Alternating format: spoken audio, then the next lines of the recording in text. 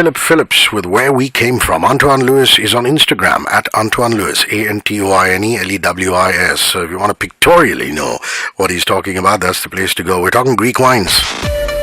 This is Good Morning Mumbai with Rishi K. Well, further tongue twisters, well, at least pleasing to the palate. Greek wines in Mumbai City.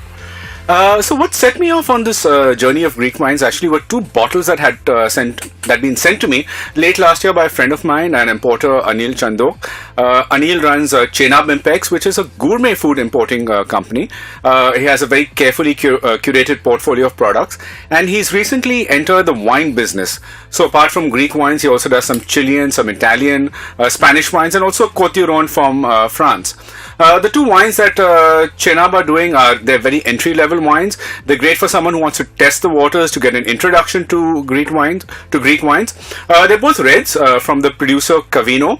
One is an Aortico from the Nemea region, and the other is a Zino Mavro from the Nausa region.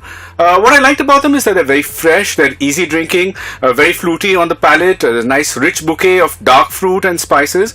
They're the kind of wines that you can open among friends, and before you know it, you've actually just breezed through it. Priced around 1,500, which I think is a very competitive price and great for an everyday drinking international wine.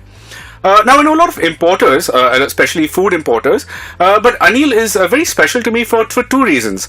Firstly, as I mentioned, he has a great range of products, but also particularly for me, he's a very well-read guy, and he and his wife Rajni regularly attend all our literature live events. And his daughter Aarti, I think, even runs a book club in Andheri or Juhu. But the thing is that importers like Anil Chandok and many of the others, they don't really get enough credit for how much they're changing our lives. At restaurants, chefs are in the front of the house. They interact with customers directly. They actually put food on the plates. They put it on the table, and so we tend to direct our praise towards them. And I think that's certainly quite justified. But the other thing, what we often forget is that importers also play a very important role in bringing these high quality ingredients to the chef, bringing these food products to retail shelves. And good importers and good guys like Anil, they're constantly scouring the globes. They're looking for new and interesting foods to bring into India, foods that really make our lives, our daily meals more fun and enjoyable. These are the guys who, at the end of the day, are the guys who broaden our horizon and kind of introduce new foods to us. Chenab does some really lovely stuff. Over the years, I've had a chance to taste and buy some of his foods. What I've liked is there's something that he does. It's called a Isseni unsalted butter from France. Once you've tasted it, it's a bit expensive, but you really won't want to get back to regular butter. Then he does a shortbread with lemon bites and some original shortbread from Scotland. There's a herb and spice flavored crackers from the UK. What I particularly like are his olive oil and sea salt flavor crackers.